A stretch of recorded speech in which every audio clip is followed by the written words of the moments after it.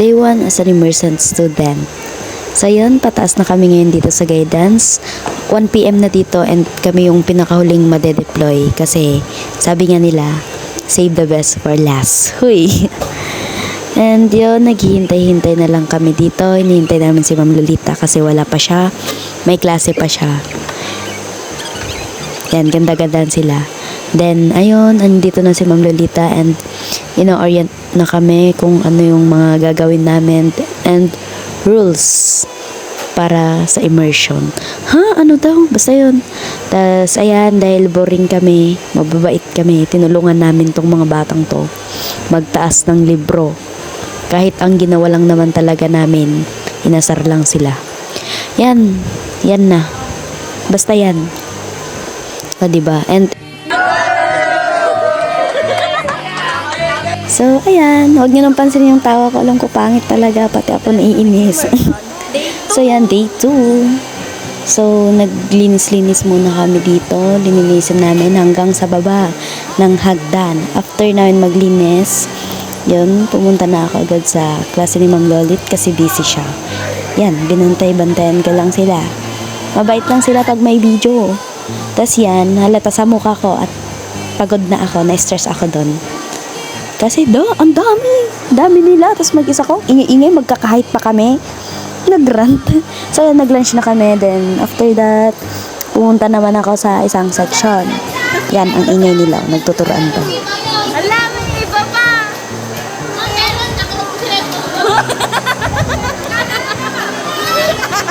O, diba? Ang saya ko sa kanila. Day 2, dan na yan. Wala kaming payong.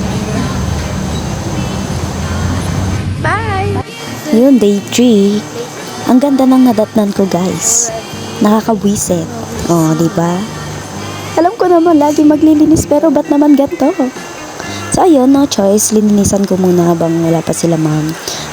Diba, ang bait kong tao. Alam mo talaga.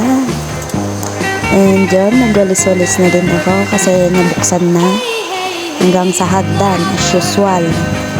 Then, after that, paperworks na agad. Naglilista ng mga names ng mga SF10. Pack. Madami pa yan. May isang cabinet pa. Kunwari, masaya kami. Then nun, inaya kami ni Ma'am Lolita dun sa gym para maglinis kasama yung mga grade 7. Pero hindi halatang grade 7. I mean, para din akong grade 7. Yan, dahil ang hirap nila utusan, ang gugulo. Ako na yung nagwalis para makalis na kami. And yun, alis na kami. Ang ingay nila dito. Ang naganap dyan, pero hindi ko na video. Pero yun, day 3 done. And yan, day 4 na. Rekta na kami sa gym kasi Bibles month. Sinamahan namin si Ma'am Lolita. Yan, nagba-Bible knockout na lang sila dito. And ang intense nyan, pero hindi ko na video. Tapos pagbalik namin sa guidance, ayan, paperworks na naman.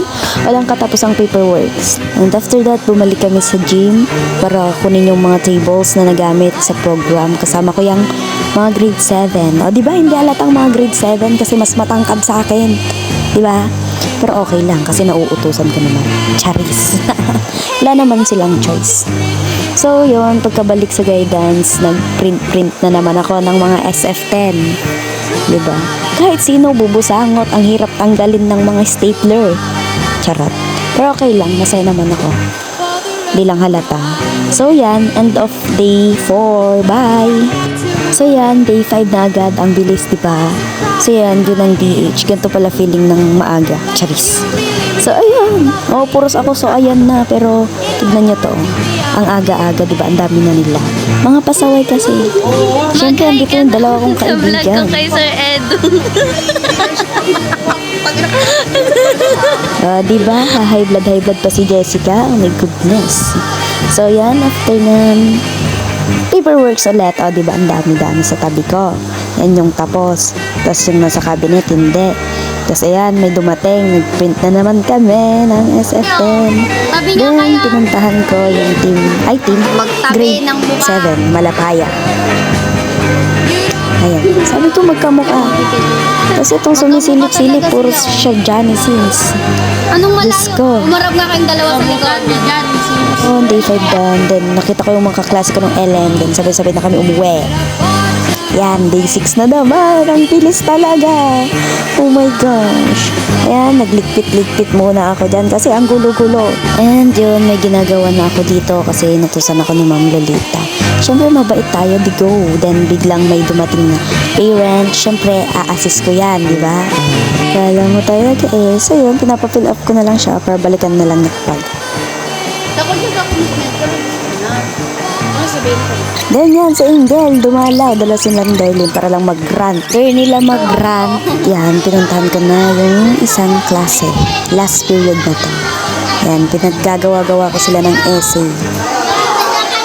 Ang kukulit nila, pero nung nag-video na ako, yan, naging mabait sila. Tingnan nyo. Plastic kayo nung nag-video ko. Oh, di ba ang plastic charis? Pagbalik ko, gumawa na ako ng good moral kasi need daw nila. So yun, dyan na nag-last. So, day 7 na. Oh, di ba? Mag-isa ko dyan ngayon. Wala si Ma'am Lolit kasi busy siya. Mapak, sino ka dyan? Then, yan. Walis-walis. Siyempre, alangan naman. Pero lagi ako nagwawalis dyan sa loob. Hindi ko lang nabibidyo kasi, you know, busy person. Charot. Yan, sasayaw-sayaw pa siya dyan. O, kala mo talaga. Then, yan.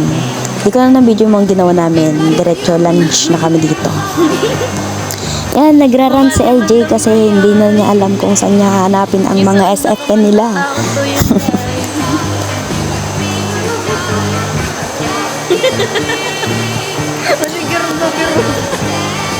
Diba? Kahaba. So, yon pictures na lang kasi hindi ako naka-video that time kasi may activity pinagawa. Pero nakiko-operate naman sila. Uwian na and end na din ng day 7. And yun, day 8 na. 2 days na lang. So, naghihintay-hintay ako dito. Sasayaw-sayaw ako kasi wala akong magawa eh. Tapos, yan. Umaga sa DH. Ha? Ano daw? Basta yun. Good morning, DH. Ganito pala feeling ng maaga. Lagi kasi akong late eh.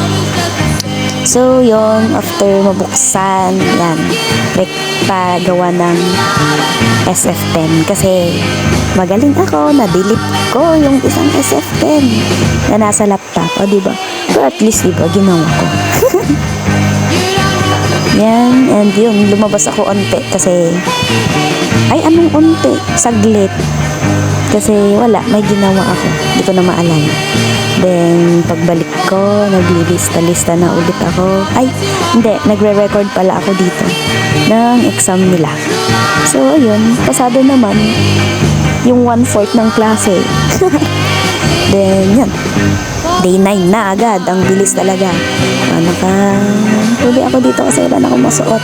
De, joke, nakadamit ako dyan. Then, hindi ko na na-video yung pag-walis namin. Rekta print na ako. Then, yan. Naghugas-hugas ako. Kala mo talaga, ang daming hinugasan. 2 baso lang naman yan. Nagkapian lang namin yan ni Ma'am. Tapos, chismis, ganun. Uy. Then, pagtapos nun, balik print again kasi ang daming ipiprint. Mga 100 million yun. Charis. So, yan. Print. Then, nag-lunch na kami. Tinanggal ko na din yung hoodies. Diba? Tapos, yan. Ganda-gandaan bago mag-work. Kala mo talaga hindi siya nagkakamali. Oo. Sino ka dyan? Yun. Gumagawa lang ako dyan ng good moral kasi madaming kumukuha. And yun. End na. And last day. Oh my gosh. O diba? Kahit sino sasaya. Last day na yan eh. And yun. Walis-walis muna before iwan ang office. Oh my gosh. Mamimiss kita, Ma'am Lolit. Charis. Yan. Then, nag-lunch na kami. Hindi ko na na-video yung iba. Then, yan. Lista-lista as usual ng mga SF10. Tapos, ayan, gumagawa ulit kami ng SF10 kasi nagkang-dagulo-gulo kami, guys. Pero okay lang kasi masaya naman. Yan. Tawanan pa kami dyan kasi puros pasado, diba? Hindi namin kaya yon. De, joke lang. And, yan.